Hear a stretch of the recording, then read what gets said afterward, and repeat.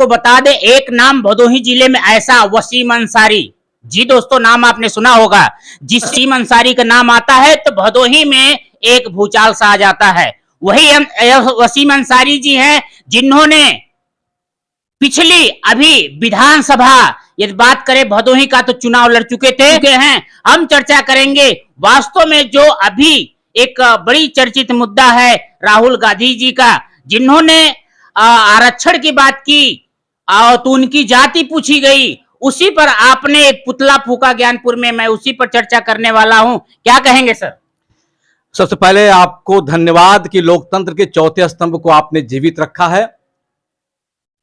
Bharatiya Janata party के एक सांसद ने कल संसद में माननीय राहुल गांधी जी के खिलाफ अमर्यादित टिप्पणी की, जो किसी भी तरह से बर्दाश्त नहीं है।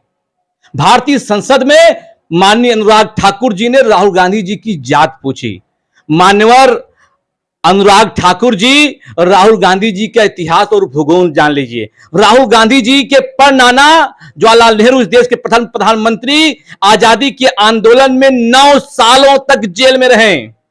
उनके पिताजी कमला नेहरू हो, सभी लोग स्वतंत्रता संग्राम में, चाहे जवाहरलाल नेहरू जी के पिताजी, माताजी, सभी लोग जेल गए हैं। और इस आजादी के पश्चात भी इस देश की पहली प्रधानमंत्री जो राहुल गांधी जी की दादी हैं, उन्होंने इस देश की अखंडता एवं एकता को बचाए रखने के लिए अपने प्राणों की आहुति दे दी।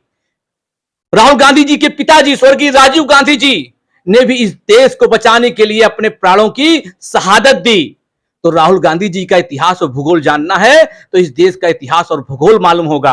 और उससे पहले मैं अनुराग ठाकुर जी से पूछना चाहता हूं कि आप भी अपना इतिहास और भूगोल इस देश को बताइए कि किस तरह से आपके पूर्वज आजादी के पहले अंग्रेजों की मुखबिरी किया करते थे। अपना आप इतिहास क्यों बताते हैं? आपने कल संसद के अंदर आपने उनकी जात पूछी। आज इस देश की लगभग 80% जनता जातिगत जनगणना के पक्ष में है। तो क्या यह गाली आपने उस देश की 80% जनता को नहीं दिया है? माननीय अनुराग ठाकुर जी, देश की जनता आपको माफ नहीं करेगी। इस लोकसभा चुनाव में जनता ने अभी आपको ट्रेलर दिखाया था, आने वाले वक्त में आपको इस सत्ता से उखाड़ कर फेंकेगी। और जिस तरह से आपने शोषितों, दलितों, वंचितों, अल्पसंख्यकों, दलितों, पिछड़ों की आवाज राहुल गांधी को आपने जिस तरह से के खिलाफ अभद्र टिप्पणी की है, इस देश का वो समाज आपको माफ नहीं करेगा। आज हमने पुतला फूका है। अगर आपने राहुल गांधी जी से माफी नहीं मांगा, आपने खेद व्यक्त नहीं किया, तो आने वाले समय में कांग्रेस के कार्यकर्ता ईंट से ईंट बजाने को तैयार हैं। और चेतावनी देना चाहता हूं, अगर आपने माफी नहीं मांगा तो भारतीय जनता पार्टी के किसी बड़े नेता को भदोही की सरहद में घुसने नहीं दूंगा। क्या कहेंगे? आज आपने पुतला फूका ज्ञानपुर में, उसके लिए क्या पुलिस प्रशासन के तरफ से कुछ आपके ऊपर आपत्तिजनक बातें कही गई या धमकियां दिया गया? देखिए, हम जनता के सेवक हैं, विपक्ष की आवाज हैं। लाठी डंडे मुकदमों से कांग्रेसी डरते नहीं हैं। हमारा इतिहास वो जान लें। जनता की सेवा के लिए, जनता की आवाज को बुलंद करने के लिए एक बार नहीं, सैकड़ों बार जेल जाना पड़ेगा, लाठी डंडे खाना पड़ेगा। और खास के भदोही के प्रशासन भी जानते हैं कि हम लोग लाठी और डंडे से डरने वाले लोग नहीं हैं। उनको जो भी करना होगा करेंगे। जब जब ये जनता की आवाज को दबाने का काम करेंगे, हम कांग्रेस के लोग सड़क पर उतरकर इनका मुखर विरोध करेंगे। कहा जाए 2024 से चुनाव के लेकर के ये कहा गया था आरक्षण अभियान को लेकर के, और आजकल देखा जा रहा है कई मीडिया ग्रुप में हमने देखा, सोशल मीडिया पर देखा कि आपका इस समय हस्ताक्षर अभियान चल रहा है। तो उस हस्ताक्षर अभियान का क्या मकसद है और अभी कब तक चलेगा ये?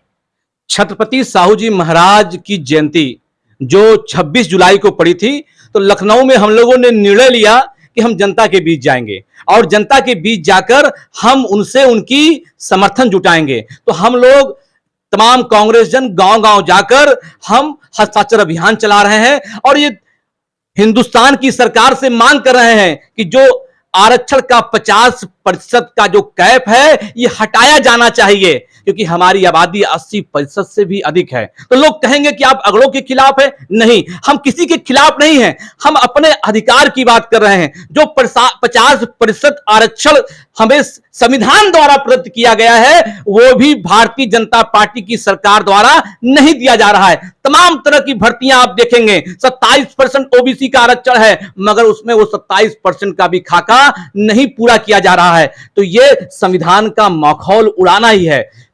भारतीय जनता पार्टी का जो पिछड़ों और दलितों के लिए जो वो एक नाटक कर रहे हैं, आजकल आप देख रहे होंगे कि योगी को हटाने की बात है, ओबीसी मुख्यमंत्री को बैठाने की बात है, ये आपस में ये नूरा कुश्ती कर रहे हैं, जनता को बेवकूफ बना रहे हैं। मगर जनता बेवकूफ नहीं है, जनता सब कुछ समझ चुकी है। और चेतावनी भी दे रहा हूं, अगर इन्होंने जातिगत जनगणना पूरे देश में नहीं कराया तो आने वाले समय में एक भी राज्य में इनकी सरकार नहीं बचेगी, क्योंकि देश का 80% जनता वो जान चुका है और जाग चुका है अपने हक व अधिकारों के लिए। क्योंकि हमारी मांग आरक्षण की 50% से बढ़ाने के लिए या जातिगत जनगणना को कराने के लिए इसलिए है कि ताकि देश की आर्थिक और सामाजिक स्थिति जब मालूम हो जाएगी तो देश में जो योजनाएं बनेंगे वो उस हिसाब से बनाए जाएंगे ताकि देश में सबको बराबर का अधिकार मिले।